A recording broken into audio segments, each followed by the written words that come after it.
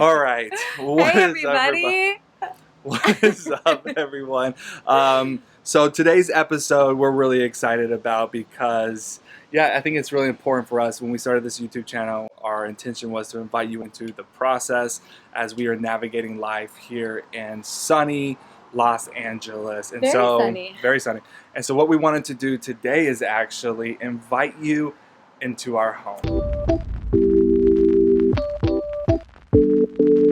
We wanted to give you a grand tour, like crib style. Crib Because if we're style. inviting you into our lives, we might as well invite you into our home too.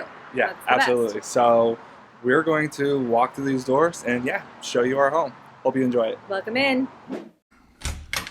Okay, so when you walk into the house, you have this very big open space and you're immediately met with kind of a seating area that we hardly ever use. Yeah, we barely use it. Kind of feel guilty about that, but just keep walking through this kind of entranceway and you see our downstairs guest bathroom. That definitely comes in handy. Absolutely. And then we walk into the dining room, which happens to be one of my favorite parts of the house because that's where we do all our dinner parties. And then our living room. We've got our nice bougie flat screen TV. I know. Up I had to there. convince Kara to give me that. Caleb's choice. Oh yeah. And then we'll spin you over into the kitchen, which of course is so fun to cook in because you've got the wide open island and tons of shelving and a gigantic refrigerator that is always stocked. The island is nice to have though. Yeah, the island is. And then we have the great two option. ovens. Just kidding. Totally joking right there. Totally We do not joking. live there. We don't live there. Definitely not our house. Not yet, not some, yet. Some inspiration there though. What you are actually looking at is a beautiful garage door that doubles also as a bedroom door. We live in a garage. A Yeah. full-on garage. And we literally do want to invite you into our our garage, but Come with also us. our bedroom. Into the garage. So yeah, let's check it out. Let's check it out. Oh, hey. Welcome to our home. Come on in. This is our garage home, everybody. I'm going to give you the grand tour really quickly. So let's turn into the corner to begin. This guy here, his name is Charlie. He is my pride and joy fiddlefick. He has been with me for 2 years. And he is beautiful. Then we have our bed. This is our bed. And it's nicely made. We actually make it every morning because when you live in a tiny space, you need to make your bed to make it feel okay. Then when you come over on this side, we have a shelf with a few books. We own a lot more books. Those are on a shelf somewhere else. But we have a nice little assortment of my jewelry and face products and books. Then this is the grand part, our walk-in very dirty closet. But it does have a ton of space for clothes, so that's cool. Then over here, we have a nice little bar situation with some of our favorite things. Others are hiding, but we've got some cute things to make. Then we have this, which I love because we're getting married in Joshua Tree. And these are like, like a little husband and wife tree right there. And this is by our friends Johnny and Michelle from Paper Antler, who are phenomenal. Then we have our mirror. Honey, show yourself in the mirror. There you are, you're so cute. And then over here, this is their coffee and tea station. Coffee and tea, water, some plates and things. And then we have this nice refrigerator over here, which hums a little bit loudly, but it's great. It's like a night, like white noise at nighttime. And I think that's the grand tour. But where do you use the restroom? Oh, well, the garage is attached to a big house, so we go pee inside. Is that the truth? Well, sometimes we have to be outside. We're lazy.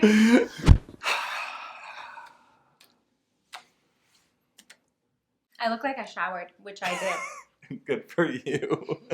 Okay, It's a rare occasion for me. we are both 35 years old. We're 35. We are engaged. You're almost 36. We are about to get married. True.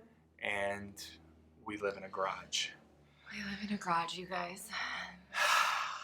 I love it. So do I, actually. I love it. It's actually become a very, very special place for me. When most people are 35 and like buying their second home, we're living in a garage. Are you proud, Mom and Dad? Look at what we've done. Anyways, you're probably, if you're watching this still, You're wondering why do we live in a garage? You're wondering, why do we live in a garage? Well, let me tell you why I live in a garage, and then Caleb decided to live in a garage too. So the backstory is I used to live in a loft in LA, and then I moved to England, and then I came back, and then I was like, I don't know where to live. So I lived with friends for a while, and then our mutual... You freeloaded. No, I guess I freeloaded. No, sometimes I freeloaded. I did pay for rent with some friends. So our mutual friend, Kim, bought this beautiful house in West Hollywood, right at the intersection of, if you're familiar, so like in the heart of WeHo. Why are you laughing? Because everybody knows where we live now. Oh no. People are going to be trying to, our 14 subscribers are going to try to come find our garage. 26 subscribers. 26 subscribers. Don't come find our garage. Actually, we might not be here that much longer, so we'll see. But anyway, she bought this beautiful house and had this garage that was kind of converted into this little studio. And as I was looking for a place to live, I didn't really want to live in someone else's house.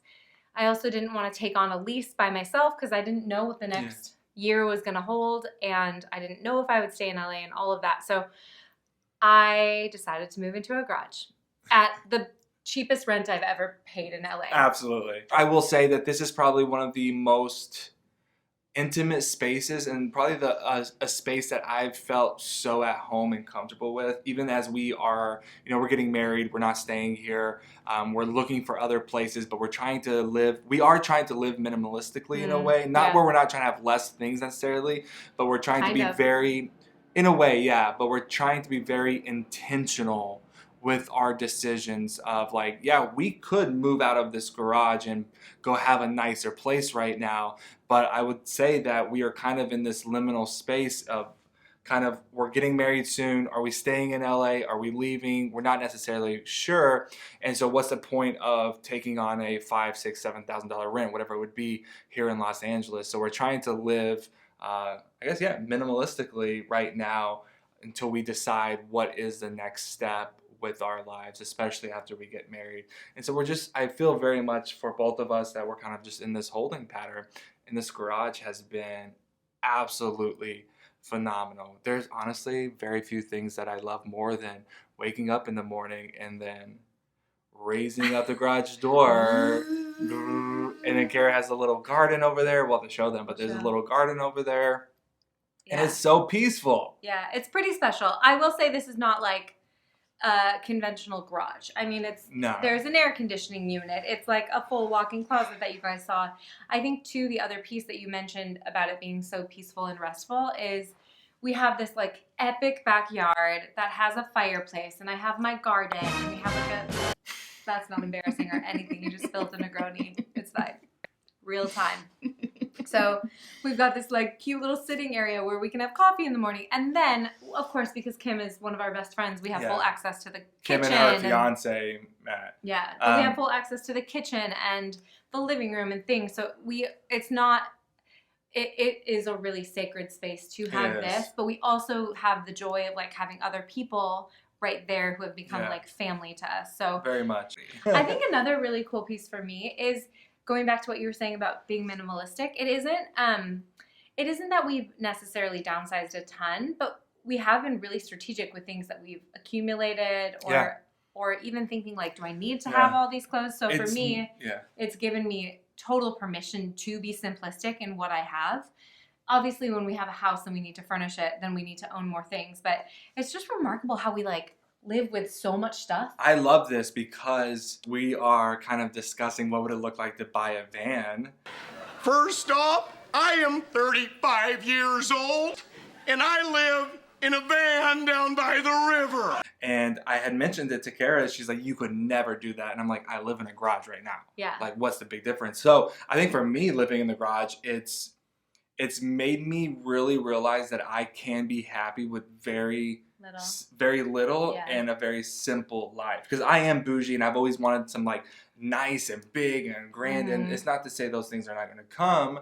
But right now, I have never been more content with my living situation. Yeah. Like when we move out of here, I will actually have to grieve the garage. Yeah. And how awesome is it that we're going to look back at this video one day We and lived being in a like, garage. hey, babe, remember when it all started and we lived in a garage in the corner in West Hollywood? It's Look true. where we are now. It's true. I think one thing too that the garage. Hopefully. What has the garage taught us? I think one thing that the garage has taught me is that We could start a whole YouTube channel. new channel coming at you tomorrow. Lessons from the garage. No, but I will say one thing it has taught me is how to create beauty with what you have.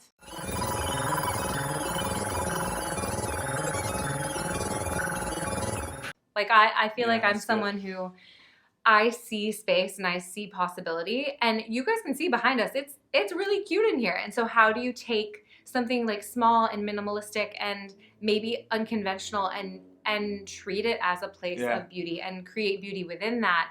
Getting really resourceful. I think that's what it is. It's about resourcefulness and utilizing the things that you have to create a beautiful space, because both of us need that. Like, we need a space where we feel at home, and it's like, you know the energy of like walking into a space that you love. It feels really important, and we need that.